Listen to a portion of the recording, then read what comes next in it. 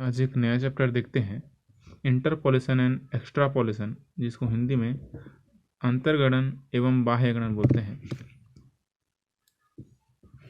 इसका क्या अर्थ है ये देखते हैं। जैसे सामान्य अर्थ है इसका, दिए हुए समंकों के आधार पर विशेष रीतियों द्वारा समंक श्रेणी के बीच किसी अज्ञात मूल्य के सर्वोत्तम संभाव्य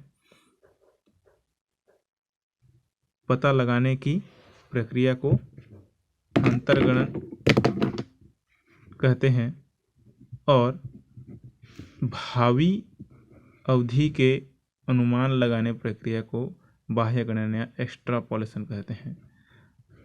जैसे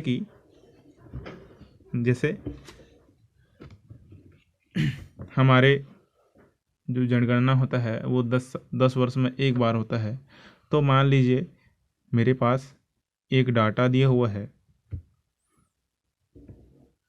1991, 2001 और 2011, ये है वर्ष और ये है जनसंख्या।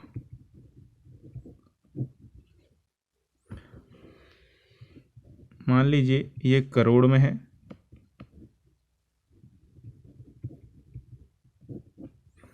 और इसके आधार पर देखते हैं। मान लीजिए यहाँ 100 करोड़ था और उसके पहले मान लीजिए यहाँ 90 करोड़ था। अब इंटरपोलेशन या अंतर्गणन क्या कहता है कि इस डाटा के आधार पर हमको इसके बीच का एक पॉसिबल वैल्यू निकालना है किसी वर्ष का, तो वो अंतर्गणन या इंटरपोलेशन कहलाएगा। देखिए, दिए हुए समंकों के आधार पर विशेष रीतियों द्वारा समंक श्रेणी के बीच किसी अज्ञात मूल्य के सर्वोत्तम संभाव्य, मतलब इस दोनों के बीच का जो दिया हुआ समंक या आंकड़ा जो डाटा दिया हुआ है, इस दोनों के बीच का जो डाटा निकालना है हमको किसी एक वर्ष का। जैसे हमको 1995 का निकालना है या 2000 का निकालना है या 2005 का निकालना है, तो इस आधार पर हमको एक बेस्ट पॉसिबल एस्टिमेटेड वैल्यू निकल जाएगा। तो इसको क्या बोलेंगे, इसके बीच का निकालेंगे तो क्या बोलेंगे, इंटरपोलेशन या अंतर्गणन बोलेंगे। अब हमको मान लीजिए 2011 के बाहर का निकालना है, मतलब हमको डाटा में दिया नहीं है, हमको अनुमान लगाना है कि हमारा 2021 का जनसंख्या क्या हो सकता है या 2012 या 2013 का जनसंख्या क्या हो सकता है।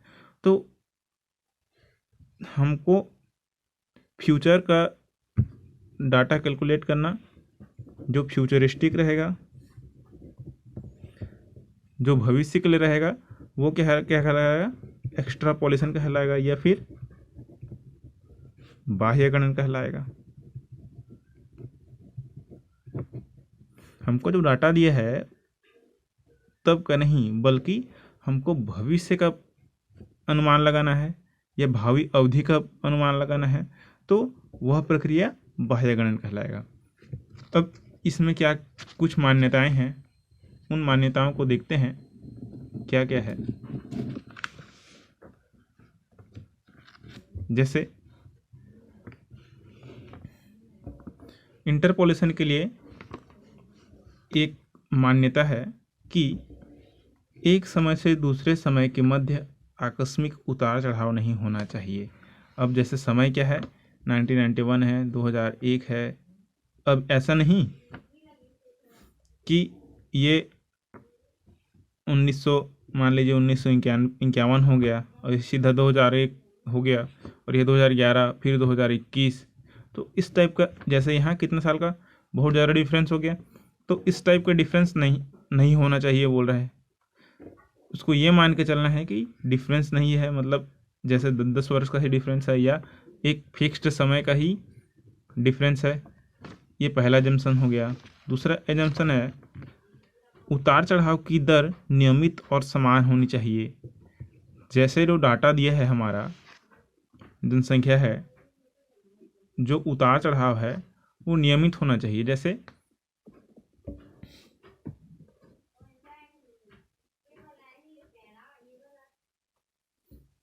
जैसे कि जो हमारा प्रवृत्ति है उतार चढ़ाव का वो सेम रहना चाहिए। और पहले में क्या बोल रहा है, एक समय से दूसरे समय के मध्य आकस्मिक उतार चढ़ाव नहीं होना चाहिए। तो जैसे मान लीजिए, उदाहरण के लिए बताता हूँ, पहले का ही 1991 81 कर देता हूँ, 1981 1991 2001 और 2011। अब जैसे मान लीजिए जनसंख्या यहाँ था 80 करोड़, यहाँ 75 करोड़ हो गया, और यहाँ हो गया 135 करोड़, यहाँ हो गया 155 करोड़। तो देखिए उतार चढ़ाव किस प्रकार है, पहले ही घट रहा है, फिर बढ़ रहा है, फिर बढ़ रहा है। हो सके जो प्रवृत्ति है एक प्रकार का नहीं है, है ना, मतलब जनसंख्या घटता नहीं है, लेकिन आकस्मिक जैसे किसी प्राकृतिक आपदा के कारण वो कम हो गया हो, तो इस टाइप का उतार चढ़ाव नहीं होना चाहिए, है ना। तभी ये हम मान सकते हैं कि ये जो इंटरपोलेशन या एक्स्ट्रापोलेशन है ये पॉसिबल हो सकता है। और हमारा जो टेंडेंसी है उतार चढ़ाव का, टेंडेंसी या प्रवृत्ति, वो फिक्स होना चाहिए, नियमित होना चाहिए, यूनिफॉर्म, मतलब नियमित दिखना चाहिए। जो डाटा है वो एक उसमें एक नियमितता दिखना चाहिए। इसका महत्व देखते हैं।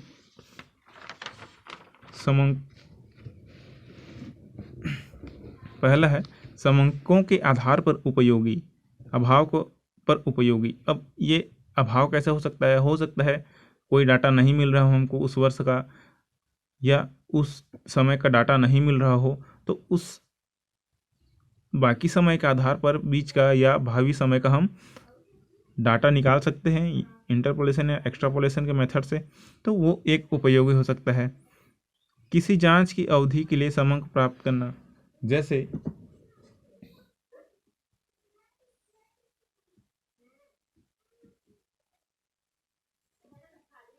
हमारा जनगणना है वो 10 वर्ष का होता है ना। हमको जैसे हमारा जो जनगणना है वो हर 10 वर्ष में हुआ है, मतलब अभी 2011, फिर 2001, फिर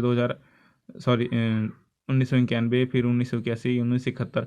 तो हमको इसमें से किसी भी जांच वर्ष क्या बोल रहे हैं यहाँ, कोई भी वर्ष हो, 2000 हो या 2005 हो या 1995 बीच के किसी भी हम जिस वर्ष का जांच कर रहे हैं उस वर्ष का डाटा प्राप्त कर सकते हैं उसके आधार पर। सरकारों एवं राजनीतिज्ञों के लिए, अब जैसे सरकार बनती है तो ये इंटरपोलेशन या एक्स्ट्रापोलेशन के आधार पर अपना जो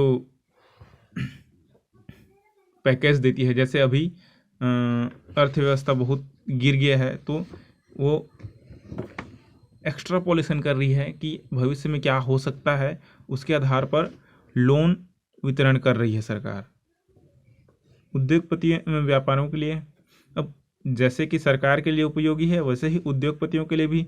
उद्योगपति क्या करेगा कि इस माह या इस वर्ष ज़्यादा डिमांड बढ़ सकता है, उस आधार पर वो जो मैन्युफैक्चरिंग है गुड्स का उसको बढ़ाएगा, और बढ़ाने के लिए वो नया वो करेगा, मेथड्स अप्लाई करेगा। तो ये इंटरपोलेशन या एक्स्ट्रापोलेशन के आधार पर ही संभव हो सकता है।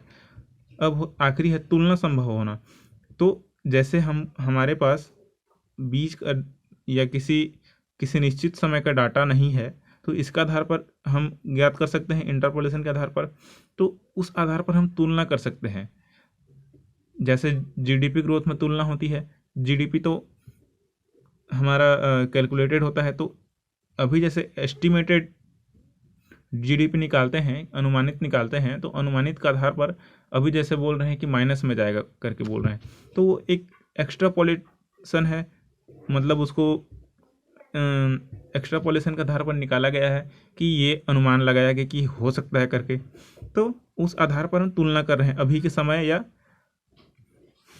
पीछे पास्ट के समय से तुलना करके देख रहे हैं कि क्या हो सकता है करके। इसके मेथड्स देखते हैं। अब जो कैलकुलेशन है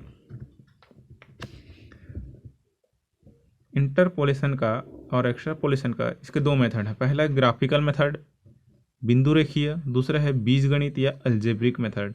तो इसमें हमारे पास जो सिलेबस में है 4 मेथड है। एक पैराबोलिक कर्व मेथड, दूसरा बाइनोमियल, वो भी बीजगणित में ना, तीसरा है न्यूटन और चौथा है लैग्रेंज कर्व। तो एक एक करके हम इन चारों को देखेंगे नेक्स्ट वीडियो में। ग्राफिकल मेथड का इंट्रोडक्शन बताऊंगा, मतलब अगले वीडियो में methods of interpolation and extrapolation start करूंगा, उसमें इसका इंट्रोडक्शन रहेगा और हल्का जानकारी रहेगा कि किस आधार पर ग्राफिकल मेथड होता है। बाकी इनको हमको डिटेल में पढ़ना है, तो अगले वीडियो में हम आगे का देखेंगे। Thank you.